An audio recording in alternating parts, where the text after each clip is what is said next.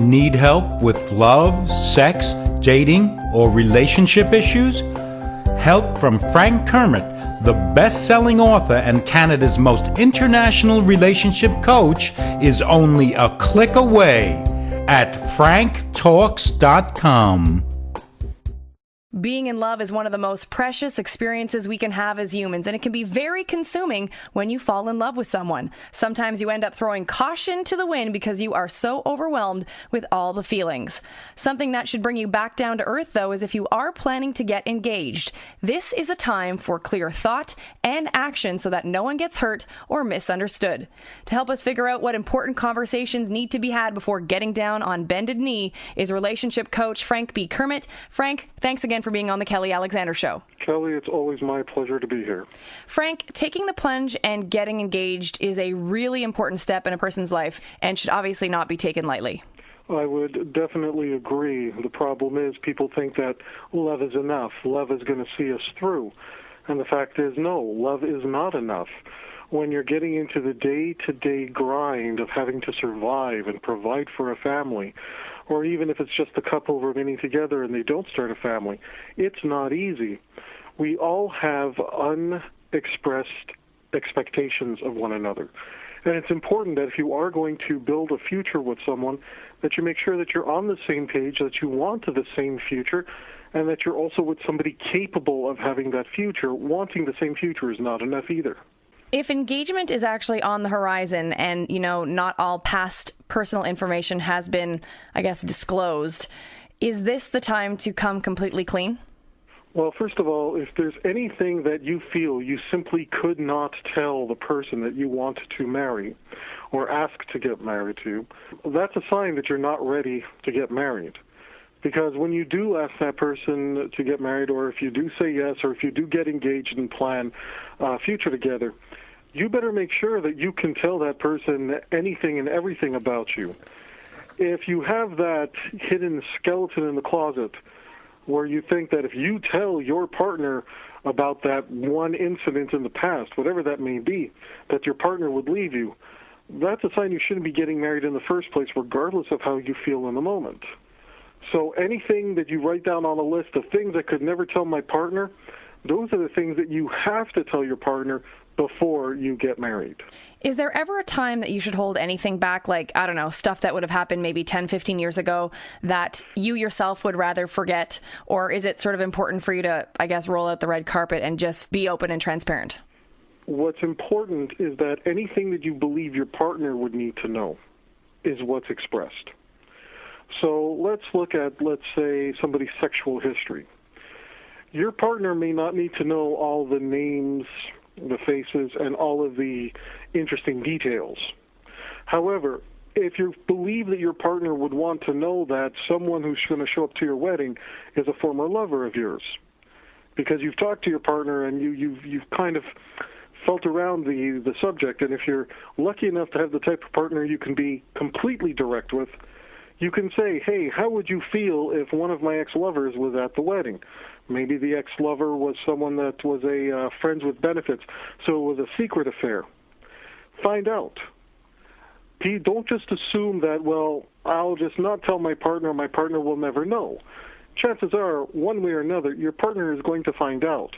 You go into a marriage not going in with the expectation that you're going to divorce. You go into a marriage thinking that this has a shot of lasting for the rest of our lives.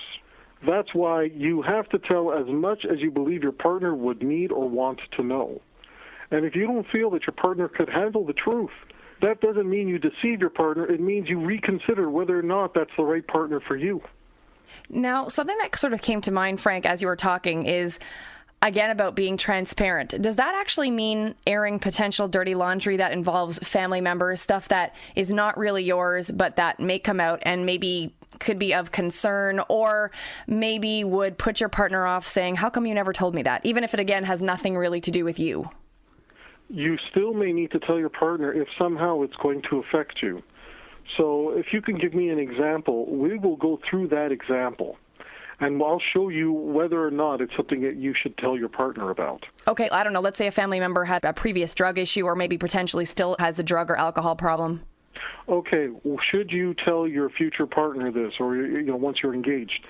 Only if that potential family member may come to visit you or stay for prolonged visits, where now that family member who's living with you may relapse and may start to steal from the family, may relapse in a way that will bring drugs into the home. If that's not the case, then it's really nobody's business. But if it is the case where you are set to take care of, let's say it's one of your siblings who has who's an addict and is dealing with drugs and alcohol, and you have taken on the role of a caregiver to that sibling, which means that sibling, who every now and then may relapse, may not necessarily work through their rehab, is going to come and stay with you, then by all means, yes, your future partner needs to know that this is part of the deal. If it's a case where, well, it's a relative in the family who has done this, but you're not in a position of caregiver, and you likely will never be in a position of being a caregiver, then no, it's not something that's going to come up. However, if it is going to potentially affect you in the future, then your partner needs to know, because your partner needs to be able to make an informed decision as to whether or not, A, they want to be involved in this, and more importantly, B, can your partner even handle being involved in this? And what happens, Frank, though, let's just say, again, using that same example with the drugs or the alcohol, let's say that you don't necessarily become, the sibling's caregiver, but that when they do fall off the wagon, that it bothers you and you do become concerned or something. Like, let's say your partner doesn't like that during these times it's going to affect you. And they're like, well, we need to deal with this. But let's say the family has decided to deal with it the way they've always dealt with it, or the best way that they know how. Is that something that can stand in the way of you getting engaged? Because I could see the potential where a partner coming in would be like, no, we need to do it this way or the highway because this is our family now. That's a really good question. So let's start from the top, and we're going to work our way down through this. If it's affecting one of the couple to the point where the partner is being directly affected, then yes, you would need to tell your partner everything to brace them. At some point, when it comes between a battle where it's your partner versus your family, you must always support your partner, because your partner is your partner. Your family is forever, but your partner is not necessarily forever. That's why you have to continue to earn that and work together. Once you've chosen a partner in life, that person becomes your number one, just as you are that person's number one. And that person has to put you ahead of all others, just as you have to put your partner ahead of all others. If it comes down to it and you have to choose between your partner and your sibling in a case like that, you need to choose your partner. And what most people don't get in that whole setup is that the minute you start choosing your siblings over your partner, the people who are really suffering here are your own children. And you have to remember that if your family core at home is unstable, it's going to affect you in ways where you may not even be capable of helping any of your siblings or extended family. You first take care of your own home, then you take care of the people around you in your extended family. It's not about who you love more, who you're dedicated to more. It's about setting priorities. Joining us on the show is relationship coach and columnist for the West End Times, Frank B. Kermit. Check him out on his website, www.franktalks.com. Frank, if during your courtship, you've stayed away from in-depth topics like religion, politics, is now the time to settle these differences before kids or other extenuating circumstances come into the picture? 100% yes. Because you may have certain expectations that you've never communicated to your partner, and the biggest mistake that couples make in this time period is they just assume, oh, well, my partner will understand, or my partner already knows what I expect. Here's an example. Two people are dating. They're dating for an extended period of time, and now they're talking about getting married, maybe even having kids. Well, one of them is not very religious, but they still expect to raise their children in a particular religion. The other person in the couple is also not very religious. That's one of the reasons they chose to date, is because they had that in common. But their definition of not being religious is not to raise their children in any particular denomination. What happens when that topic comes up? And one person says, well, of course our children are going to be raised in such and such a religion. And the other person says, now, wait a minute. The reason I dated you is because you said you were not religious. When did this come in? Somewhere in there was an unexpressed expectation that the other person would just follow through. Part of the process that I do when I do coaching with couples that are engaged or thinking about getting married and they just want to make sure that they actually are on the same page is to ask them these type of questions. Ask them questions like, how many kids do you want to have? How do you plan to raise these children? Is there a religion involved? What values do you want to express to these children? It could be common things like, if our child is bullied, what are we going to do? Well, if one parent says, well, I'm going to enroll our child in self-defense classes and make sure that my child, boy or girl, can throw a punch. The other parent might say, now, wait a minute. I don't want to teach our children how to fight. I want to teach our children how to resolve it without violence. You don't wait until you get into that situation to deal with it when you can already identify the potential conflict now, because those conflicts are derived from a person's individual values. So when you're looking for a life partner, yes, you want to find someone that you love and that you care about. You also want to find somebody that has similar values to you, because it's those core values that you're looking to have reflected back to you when you're looking into the eyes of your partner. Frank, I'm assuming it's really bad if you, let's say, are dating someone for an extended period of time, for all intents and purposes. Let's say you get along 9 out of 10 issues, like let's just say whatever they are, 9 out of 10, you are rock solid. But then on, issue number 10, let's say it is religion or politics, it really doesn't jive. Is that a potential reason to not be married, to not get engaged? It depends how important the number 10 is. You may have differing opinions. Let's assume again, we'll use religion as the example.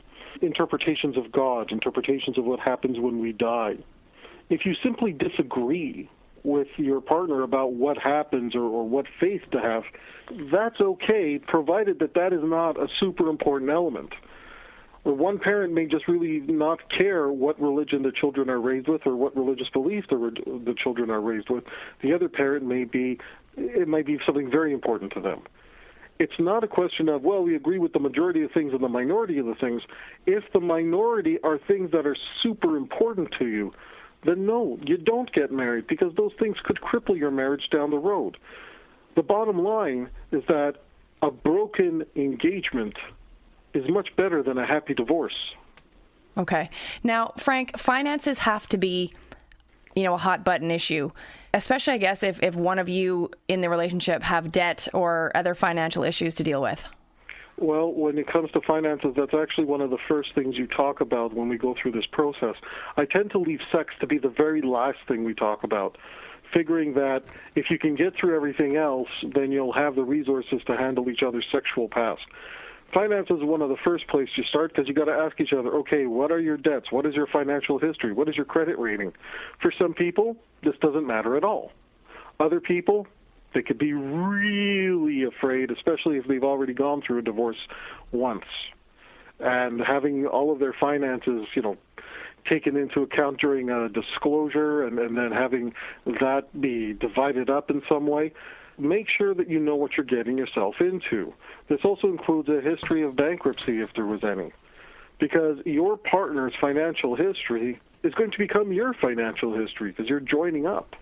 So be clear about whatever debts you have. And if you're going through your mind, well, if I tell my partner that I still have $30,000 in unpaid student loans that is still following me and probably going to follow me to the grave, but I can't tell them that or else they won't marry me. Well, then, if they're not going to marry you for that reason, better to find out now and let them go and find somebody who is going to accept you, debts and all. Do personal career goals or aspirations need to be stated as well, Frank? Because I find, depending on who you are as a person, well, actually, I think maybe any person, their career is usually very important to them. And I'm assuming that depending what a person does, it may affect how you are as a couple.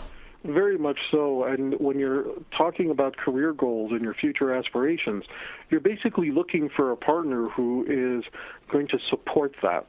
Again, you don't have to find someone who loves what you love in the same way, but you have to find somebody who's going to support that lifestyle, because every career has a certain lifestyle. In some careers, you might be working 9 to 5, 9 to 6, but you'll be home on the evenings and weekends and they're yours. Other careers, you could be working 7 days a week. You could be working evenings and weekends and spend a lot of time away from home. Certain careers may take you away from home where you're traveling 4 days out of the week and not even in the same city as your family. You have to know that your partner can support the lifestyle that comes with your career. And with that said, and also linked to finances, what people think they can handle and what they can really handle tend to be very different things. So if you're going to get involved with someone who, let's say, doesn't make a lot of money and has no ambition to make a lot of money, can you handle being with a partner who's not ambitious and who's not going to be making so much money? Can you handle living a much more frugal lifestyle because your partner has no desire to go out there and do more and make more and give up time away from home? By the same token, you might really, really love a lifestyle of being with someone who has lots and lots of capital, lots and lots of finance. But at the same time, they're probably working lots and lots of hours to make that happen, and they're not home as often. Can you handle that lifestyle? There's a price to pay no matter what lifestyle you go with. Make sure you choose the lifestyle you can actually handle. I've seen a lot of couples, when we reach a point where they're frustrated, part of the frustration is they go into it saying, well, love is enough, love will carry us through, and then love is not enough when you're frustrated because you can't afford a 2-week vacation every year. And one person was so used to traveling and loves to travel, and now they decided to enter a relationship with someone who collectively don't make enough money together to go on those vacations anymore. So you got to be very clear about what it is you want. And I know I've said it before, I'm going to say it again, when you're talking about getting married, love alone is not enough. Joining us on the show is a relationship coach and columnist for the West End Times, Frank B. Kermit. Again, check out his website, franktalks.com. Frank, what happens if, it's a situation where you're going to become a blended family? Well, you're talking about a lot of potential quarrels because it's all about territory and boundaries.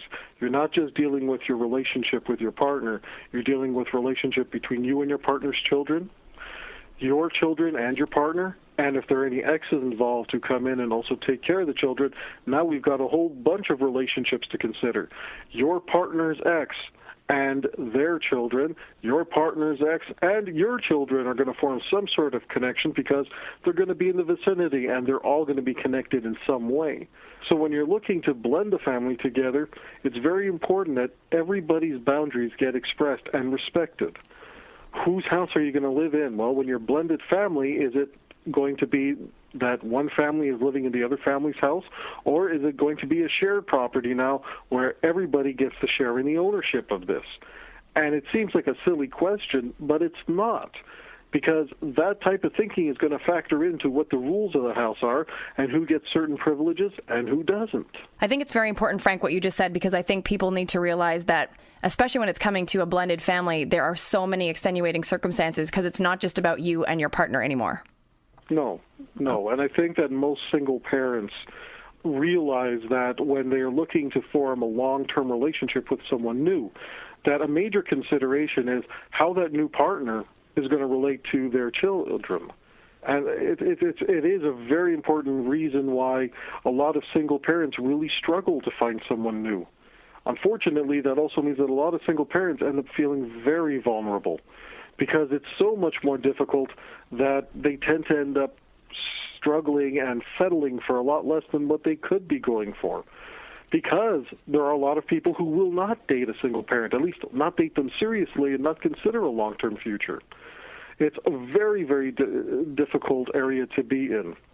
It's very important that when you're about to get married, especially if you already have children, and young children too, you need to take your time and make sure that your partner gets along well with your children, and vice versa. So that would be the advice I give to blended families. Take your time through the engagement process. First decide if that is the person that you would want to build the rest of your life with, and then see whether or not that person and your children, and vice versa, could also fit within that life plan. And if you get along with your partner really great, but you don't manage to form a proper relationship with your partner's children, that's a sign that getting married is probably not a good idea.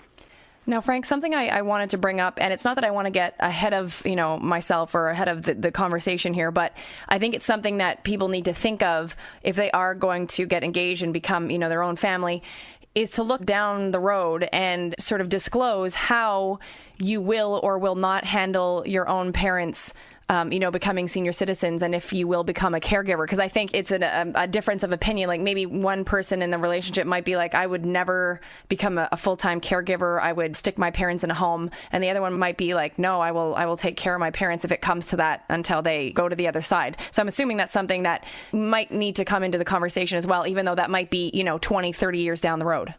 Absolutely. It's definitely something to talk about.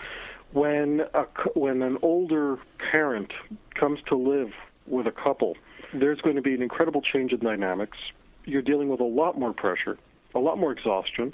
And then the question comes, at what point would we have to find another means to care for the elderly parent, maybe through a senior home, because the type of attention they would need can no longer be provided for by the couple.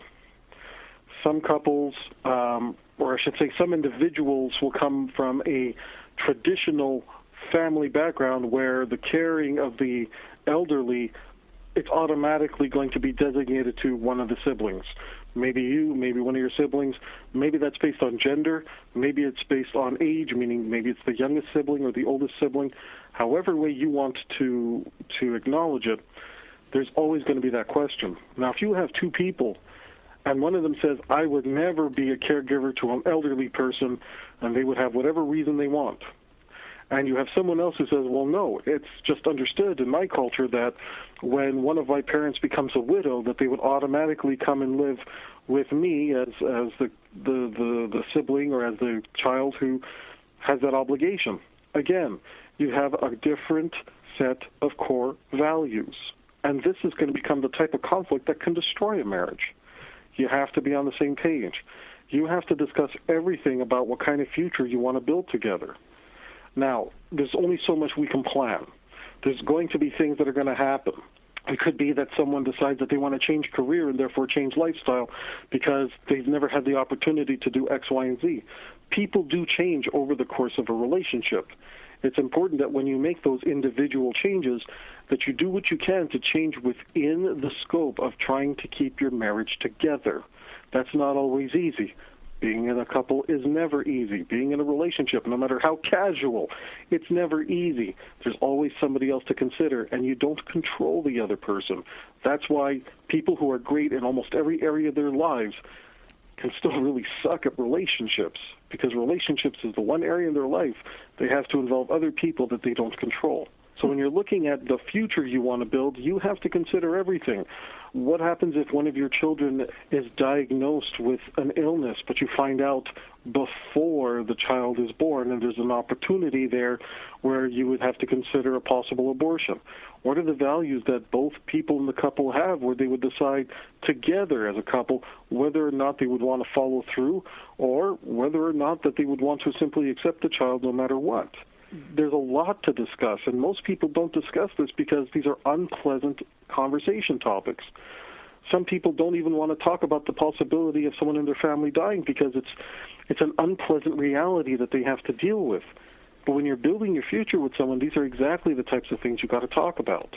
And if you can't talk about it with your partner, meaning you can talk about it with other people, but you can't talk about it with your partner, again, that's a sign that maybe the two of you shouldn't be getting so serious. Now, Frank, before I let you go, I just wanted to ask you, if you were talking right now to potential couples who are, on the cusp of getting engaged, what is your biggest piece of advice to them? That they sit down with like a marriage counselor or some kind of counselor, or should they go through these things by themselves, like to discuss the pros and the cons? Here's the simple rule I can give you. If you are a couple and you're thinking about getting married and you're engaged or you've talked about it, but you're still unsure, the rule is this: when in doubt, stay out. And with each thing you have a doubt about, sit down and talk with your partner. All those things that you're scared to tell your partner, those are exactly the types of things you need to bring up in discussion. If you can't even survive a discussion with your partner about things that are hot-button issues, you surely aren't going to be able to handle it when you are both exhausted and the kid is sick and you're both tired and one of you's got a migraine and the other one's having problems at work and may lose their job, and now financially you're going to be on a tight budget. When those real type of pressures start hitting and you can't even talk about the things that you're kind of doubting as to whether or not you want, forget it. You have to go into it knowing that yes, there's always a chance it's not going to work. I get that. We all get that. We know that, 50% of all couples get divorced now? Yeah, I think so. Yeah. We know that we're going into it and it's a risk. The best thing you can do is make sure that the lines of communication between you and your partner are so open and vast that there's no such thing as a taboo topic between the two of you. And if there is a taboo topic, you talk to your partner about it until it's no longer a taboo topic. And if you can't reach that point, stay out. Frank, thank you so much for your time today. I really appreciate it. Kelly, I always love talking to you. You ask great questions and can always draw fantastic information. Thank you very much. That is Frank B. Kermit, again, our relationship coach here and columnist for the West End Times newspaper. For more information, check out franktalks.com.